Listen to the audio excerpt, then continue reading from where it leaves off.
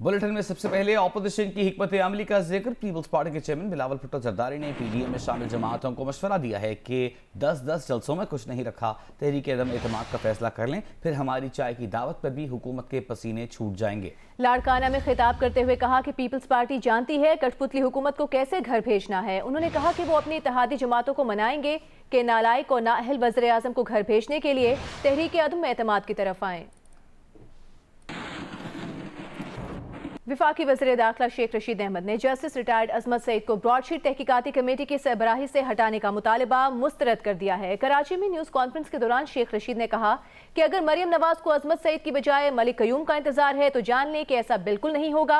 इनके लिए इतनी खबर काफी है कि शेख अजमत सईद ने वॉल्यूम 10 पढ़ रखी है। वज़ीर दाखिला ने कहा कि ब्रॉडशीट में शरीफ खानदान के एवन फील्ड के अलावा $100 मिलियन की मजीद जायदादें निकलने वाली हैं। मरियम नवाज पहले फैसला पढ़वा लें कि शेख अजमत सईद माजी में नैब प्रोसिक्यूटर रहे हैं या नहीं। साबिक़ वज़ीर आज़म शाहिद खाक़ान अब्बासी ने इंतबाह किया है कि जस्टिस अजमत सईद शेख ब्रॉडशीट कमेटी की सरबराही कबूल न करें, वरना उनका वही हाल होगा जो जस्टिस रिटायर्ड जावेद इकबाल का हुआ। कमेटी सरबराही ली तो जस्टिस अजमत सईद की वही इज्जत होगी जो जस्टिस रिटायर्ड जावेद इकबाल की है। उनका कहना था कि अवाम सियासी इंजीनियरिंग के लिए इस्तेमाल होने वालों को कभी मुआफ़ नहीं करते। उन्होंने कहा कि अदलिया जजेस और साबिक जजेस का एहतराम है, मगर एहतराम उन्हीं का होगा जो खुद को एहतराम का अहल साबित करेंगे। ब्रॉडशीट माहिदे के वक्त Azmat Saeed deputy prosecutor general Punjab थे, यानी उस वक्त अजमत सईद शेख उन्हीं लोगों के लिए काम कर रहे थे जिन्होंने ये मुआहिदा किया। पीपल्स पार्टी ने ब्रॉडशीट के मामले पर हुकूमत की तरफ से बनाई गई तहकीकाती कमेटी को मुस्तरद कर दिया। नैयर बुखारी ने कहा कि कमेटी के सरबराह की तैनाती से हुकूमत की बददियानती सामने आ चुकी है। अजमत सईद शेख को सरबराह बनाने का मकसद तमाम मलबा अपोजिशन और साबिका हुकूमतों पर गिराना है। नैयर बुखारी ने कहा कि अजमत सईद शेख नैब प्रोसिक्यूटर रहे, शौकत खान के बोर्ड ऑफ गवर्नर्स के रुकन हैं। ब्रॉडशीट इंतहाई अहम मामला है, शफाफ तरीके से मामले की तहकीकात चाहते हैं।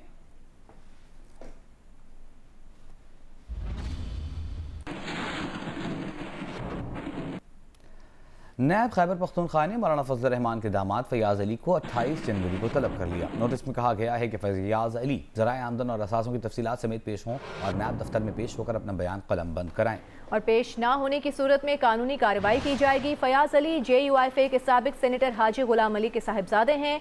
हाजी गुलाम अली का कहना है कि अभी तक नैब की जानिब से कोई नोटिस नहीं मिला।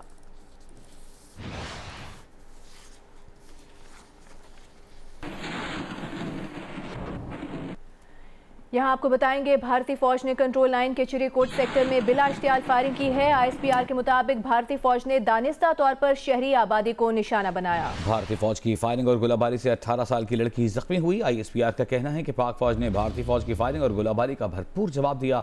भारतीय फौज की पोस्टों को निशाना बनाया गया।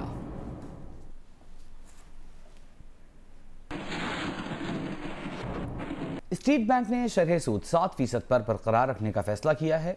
गवर्नर स्टेट बैंक ने कहा है कि मॉनेटरी पॉलिसी के महंगाई के अंदाजे 7 से 9% हैं। बिजली के नर्ख बढ़ने पर महंगाई में इजाफे का खदशा है, मुआशी बेहतरी आ रही है। रवां माली साल मुआशी नमू 2% से जायद रहने और महंगाई की शरह 7 से 9% रहने की तवक्कुआत पर स्टेट बैंक की मॉनेटरी पॉलिसी कमेटी ने पॉलिसी रेट 7% बरकरार रखा है। तो सबसे पहले मॉनेटरी पॉलिसी कमेटी का फैसला आज ये था कि इंटरेस्ट रेट को 7% पर ही बरकरार रखा जाए। मॉनेटरी पॉलिसी कमेटी को कोरोना वबा के बैरूनी धचके से मुआशी बहाली सुस्त होने के खदशात भी हैं और इस गैर यकीनी को कम करने के लिए कमेटी ने पैदावारी सलाहियत के इस्तेमाल से पायदार मुआशी बहाली के हुसूल तक पॉलिसी रेट मौजूदा शरह पर बरकरार रखने का इंदिया दिया है।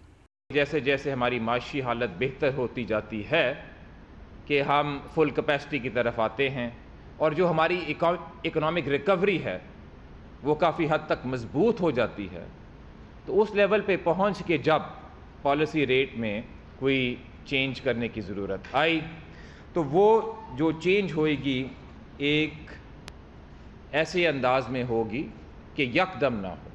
दिसंबर के जारी खसारे को मुआशी सरगर्मियां बढ़ने से मशीनरी और सनती खाम माल की दरामद में इजाफे के सबब करार दिया है। रवा माली साल जारी खातों का खसारा GDP के 1% रहने का इम्कान जाहिर किया है। महंगाई और तवानाई कीमतों में इजाफे को मॉनेटरी पॉलिसी कमेटी आर्जी झटका करार दे रही है। पॉलिसी कमेटी समझती है कि महंगाई में इजाफे की शरह 7 से 5% तक कम भी हो सकती है, अलबत्ता औसत 7 से 9% रहने के अंदाजे हैं। कैमरामैन सरवर रजा के साथ रियाज एंडी, जियो न्यूज़, कराची।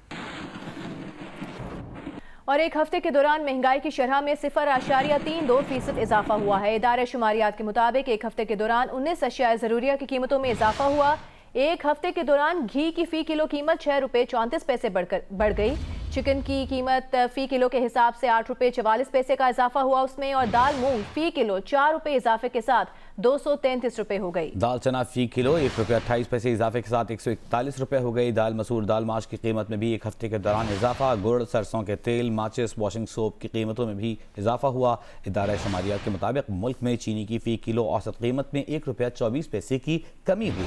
मुल्क में चीनी की फ़ी किलो औसत कीमत 91 रुपये 71 पैसे हो गई। एक हफ्ते के दौरान 20 किलो आटे का थैला 2 रुपये सस्ता हुआ।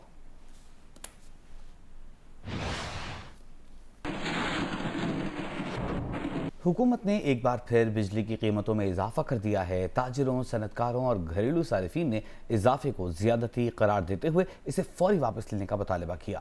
मुतालबे में कहा गया है कि गैस और बिजली के बिल देना आम आदमी के बस में नहीं रहा। लाहौर से जवाद मलिक की रिपोर्ट देखिए। मौजूदा हुकूमत ने साबिक हुकूमत को जिम्मेदार ठहराते हुए एक बार फिर बिजली के निर्खों में फी यूनिट इजाफा कर दिया। लोगों का कहना है कि वजारत पावर और डिस्को बिजली चोरी और महंगी जनरेशन पर काबू पाने में नाकाम रहे। बिजली बार बार महंगी हुई जा रही, हर चीज़ महंगी हो गई है, बुरा हाल हो गया जी। तमाम के साथ जुल्म कर रहे हैं, कारोबार पहले नहीं है, मार्केट में सामान लेने जाए वो हर चीज़ का रेट बढ़ता जा रहा है। हम गरीब तबाह हो रहे हैं, इसलिए कुछ मेहरबानी करे कि बिजली सस्ती करे। या घर मकान किराए तो होएगा, वो बिल पे करेगा या बिजली पे करेगा, मार रहे गरीब आदमी को, और कोई चक्कर नहीं। बिजली 1 रुपया 90 पैसे महंगी हो गई है, घ्यो जो 230 तो चलिया 300 से पहुँच गया। ये बिजली महंगी कर दिया, पीछे पेट्रोल महंगा कर दिया था, तो दिन ब दिन जो है वो महंगाई बढ़ती जा रही है। चैम्बर ऑफ फेडरेशन ने भी बिजली की कीमतों में इजाफा मुस्तरद कर दिया। उनका कहना है कि बिजली महंगी होने से पैदावारी लागत बढ़ने के साथ हर शय महंगी हो जाएगी। अगर आप लोगों को प्रोडक्शन नहीं करने देते, इंडस्ट्री नहीं चलने देते, तो मुझे बताएं कि रेवेन्यू गवर्नमेंट के पास कहाँ से आएगा। FBR जो कहता है कि जी हर साल आप 1.5% लाजमी टर्नओवर टैक्स दें, और उसके बाद अगर आपके लॉस हो गया तो आपको ऑडिट में फंसा लेंगे। उससे नुकसान ये हो रहा है कि लोग इंडस्ट्री से भाग रहे हैं। सनतकारों का कहना है कि बिजली और गैस की कीमतों में इजाफा दरअसल FBR की नाकामी और IMF का एजेंडा है। इजाफा वापस ना लिया गया तो सूरत हाल मजीद खराब हो सकती है। बिजली के हालिया निर्खों में इजाफे पर आवाम में शदीद रद्दमल पाया जाता है। उनका कहना है कि पावर सेक्टर अपने लाइन लॉसेस कम करे और बाद इंतजामी पर काबू पाए। अगर इसी तरह बिजली और गैस के निर्ख बढ़ते रहे तो महंगाई कैसे कम हो सकती है। कैमरामैन ख्वाजा आमिर के साथ जवाद मलिक, जियो न्यूज़, लाहौर। मैरीटाइम अफेयर्स के वफाकी वज़ीर अली ज़ैदी की न्यूयॉर्क पोर्ट अथॉरिटी के हुकाम से वीडियो लिंक पर मीटिंग हुई, जिसमें बाहमी दिलचस्पी और ताउन के उमूर पर तबादला ख्याल किया गया।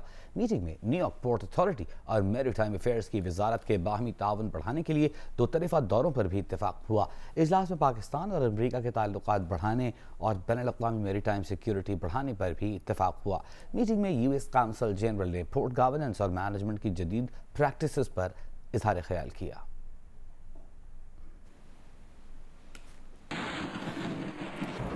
और अब कुछ खेलों की खबरों के लिए चलते हैं फातिमा सलीम की जानिब। जदीद फैसिलिटी से आरास्ता कलंदर्स हाई परफॉर्मेंस सेंटर के नौजवान का कहना है कि ऐसे ट्रेनिंग किसी क्लब लेवल पर तस्वर भी नहीं की जा सकती। CEO लाहौर कलंदर्स आतिफ राना का कहना है कि जो ख्वाब लेकर चले उसकी तरफ ये एक और कदम है।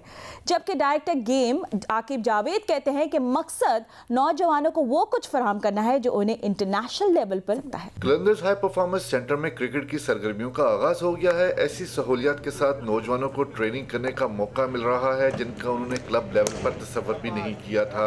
दूसरे क्लबों की निस्बत ये एक बहुत ही ज़बरदस्त एक इंटरनेशनल लेवल का इन्होंने एनवायरनमेंट क्रिएट किया हुआ है। पैकेज है, मेरा ख्याल है कि ये सिर्फ लाहौर में तो यही जगह मुझे नज़र आती है। डायरेक्टर लाहौर कलंदर्स आकिब जावेद का कहना है कि 8 मार्च से शुरू होने वाले इस प्रोग्राम का सिर्फ एक मकसद है कि खिलाड़ियों को कलंदर्स हाई परफॉर्मेंस सेंटर में वो कुछ दे दिया जाए जो उन्हें इंटरनेशनल लेवल पर मिल सकता है।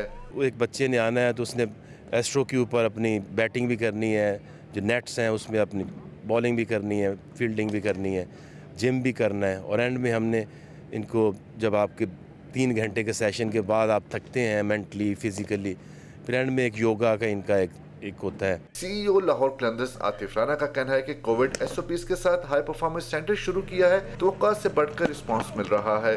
पहले बॉलर्स तैयार किए, अब बैट्समैन भी पाकिस्तान टीम को देंगे। यंग बच्चों का कि वो इसमें एडमिशन लेना चाहते हैं वो बहुत ज़बरदस्त है, और जो ख्वाब हम लेके चले थे कि हम पाकिस्तान को यंग टैलेंट देंगे, ये उसकी तरफ एक और कदम है हमारा। कलंदर्स हाई परफॉर्मेंस सेंटर के पहले सेशन में 60 नौजवान शरीक हैं, जबकि दूसरा सेशन मार्च के आखिर में शुरू होगा। कैमरामैन जवाद हैदर के साथ Sohail Imran, Geo News Lahore. Pakistan cricket squad का हिस्सा बनने वाले फास्ट बॉलर ताबिश खान का कहना है कि नेशनल स्टेडियम में बहुत क्रिकेट खेली, लेकिन कौमी टीम की शर्ट पहनकर ट्रेनिंग करते वक्त जो जज्बात थे उन्हें बयान नहीं कर सकते। बेनज़ीर भुट्टो और आसिफ अली जरदारी की साहबजादी बख्तावर भुट्टो की शादी की तकरीबात 24 जनवरी से शुरू होंगी। बिलावल भुट्टो ने बहन की शादी के लिए सियासी सरगर्मियां 1 हफ्ते तक मुअत्तल कर दी हैं। बिलावल हाउस के तर्जुमान के मुताबिक 24 जनवरी को महफिल मिलाद से शादी की तकरीबात का आगाज होगा। मेहंदी की सादा तकरीब 27 जनवरी को होगी। बिलावल हाउस के मुताबिक निकाह 29 जनवरी को होगा, जबकि रुखसती की तकरीब 30 जनवरी को होगी।